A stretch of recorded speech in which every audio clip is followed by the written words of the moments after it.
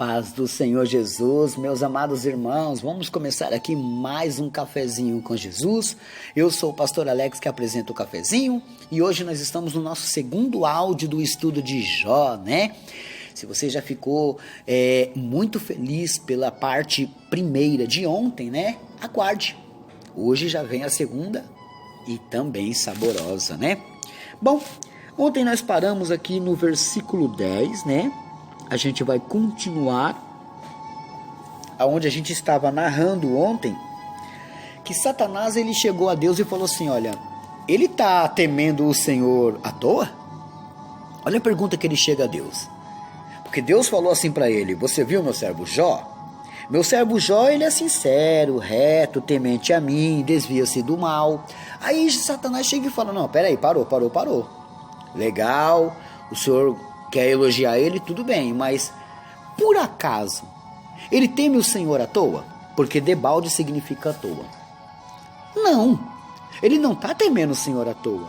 Ele só teme o Senhor, ele só tem temor ao Senhor, porque o Senhor deu muitos bens para ele.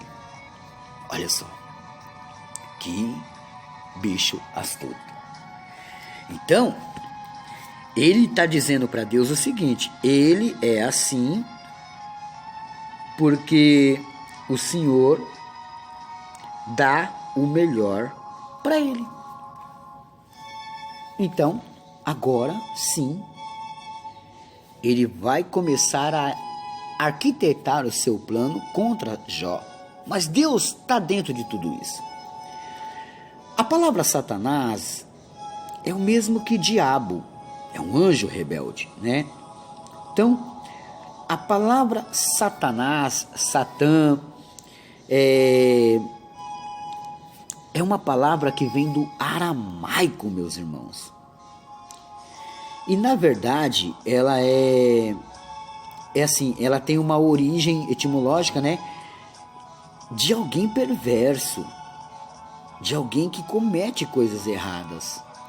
E quem é Satanás, para poucos que aí talvez não sabem? Satanás é um querubim caído. Ele, na realidade, se perverteu. Deixou que o mal entrasse no seu coração. Então, para que você saiba quem é ele, antes que a gente se aprofunde um pouquinho mais, ele era um arcanjo de Deus. E ele intentou o mal contra Jó. Você vai ver aqui adiante. Versículo 11. Primeiro ele fala a Deus. O Senhor tem aumentado tudo sobre ele. Aí ele fala. Mas estende a tua mão e toca-lhe em tudo quanto tem, e verás se não blasfema contra ti na tua face, na sua cara. Tira do que é dele. Tira os filhos, tira os animais, tira tudo que é dele e o Senhor vai ver que ele vai te negar. Olha só a ideia de Satanás. E disse o Senhor a Satanás, eis que tudo quanto tem está na sua mão. Porque Deus não queria tocar em Jó, mas Deus permitiu que Satanás tocasse. Porque se Deus toca em Jó, Deus podia matar. Mas se Satanás tocasse em Jó, Deus podia resgatar. Então Deus disse a ele, eis que tudo quanto tem está na tua mão. Tudo quanto era de Jó, Deus permitiu ficar na mão de Satanás. Somente contra ele não estende a tua mão. E Satanás saiu da presença de Deus. Então, a autoridade de Deus foi dada. A gente poderia abrir um fórum aqui e querer julgar Deus, né? Como muitas pessoas fazem. Ah, mas por que Deus fez isso? O porquê não nos interessa. Ele é soberano e é ele que decide. Agora, ele decidiu e ele sabia o que estava nas mãos dele. Ele não é um ser humano que faz uma coisa e não tem controle e não consegue resgatar depois. Então Deus permite que Satanás toque nas coisas de Jó. E aí Satanás sai da presença de Deus, né? E agora ele vai. E sucedeu um dia em que seus filhos e suas filhas comiam e bebiam vinho na casa de seu irmão primogênito. Então eles estavam fazendo festa lá na casa do seu irmão mais velho. Que veio um mensageiro a Jó e lhe disse, os bois lavravam e os jumentos pastavam junto a eles. E eis que deram sobre eles os sabeus, e todos os sabeus, e os tomaram, e os moços feriram a fio da espada, e eu somente escapei para lhe trazer a nova. Então, aqui já começa Satanás tocar. O que ele perdeu? Aqui, se você for ver, ele perdeu os seus bois. Olha só. Ele perdeu os seus bois. Verso 16. Estando este ainda falando, porque ele ainda estava falando, de repente chegou outro.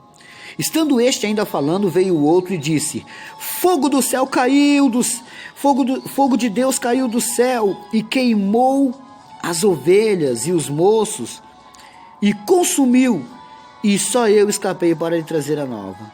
Então, este achava que o fogo caiu de Deus, que Deus que mandou, porque Deus está no céu. Mas a Bíblia nos mostra que Satanás pode fazer chover fogo do céu se ele quiser. Deus permitindo, lógico. Estando este ainda falando, veio o outro dizendo: fogo de Deus caiu do céu e queimou as ovelhas. Então agora ele perdeu as ovelhas. Os bois perdeu. Agora ele perdeu as ovelhas. Enquanto esse estava gritando e falando, estando ainda este falando, veio o outro e disse: ordenando os caldeus 3 bandos deram sobre os camelos.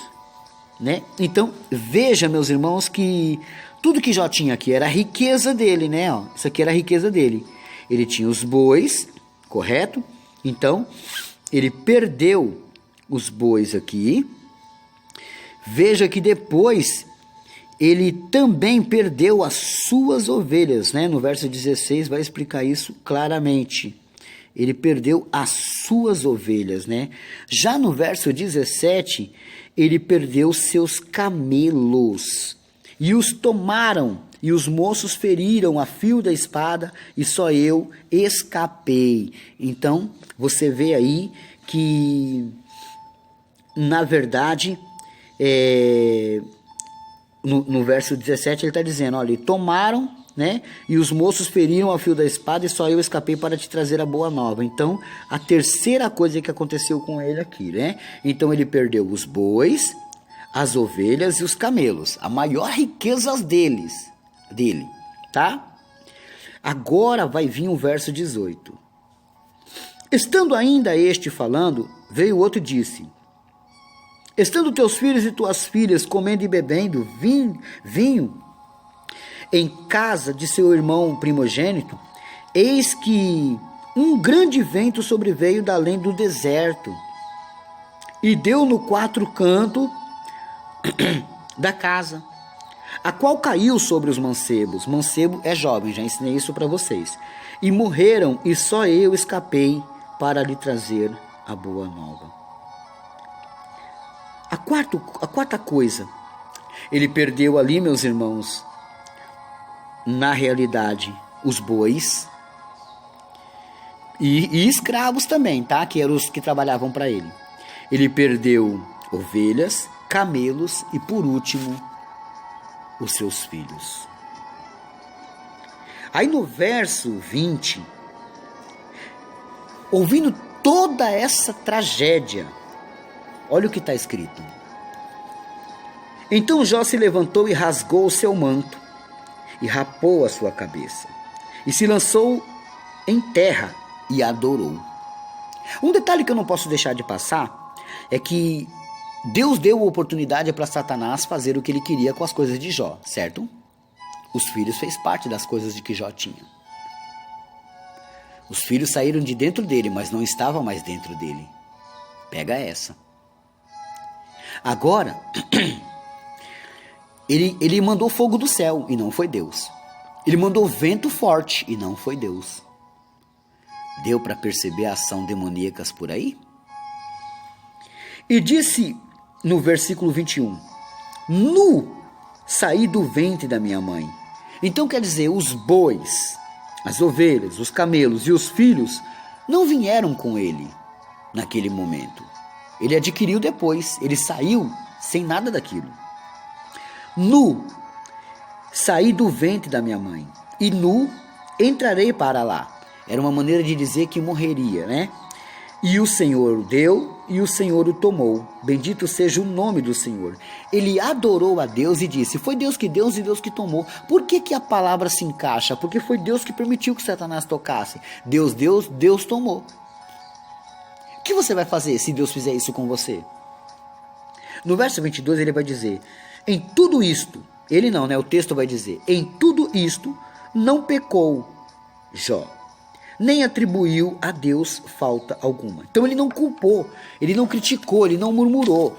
Ele simplesmente aceitou o que tinha que acontecer. Amém? Eu paro por aqui. Anota aí a lição de casa, Provérbios 16, 4. Provérbios 16, 4. Glórias a Deus por isso, né? Deixa eu ver se eu tenho aniversariantes aqui. Provérbios 16, 4. É a lição de casa. Bom, pelo jeito eu estou vendo aqui, eu não tenho aniversariantes hoje não, mas eu tenho aqui meus recadinhos, né, meus irmãos? Anota aí o meu Pix. Meus irmãos, se vocês puderem, manda no grupo de vocês.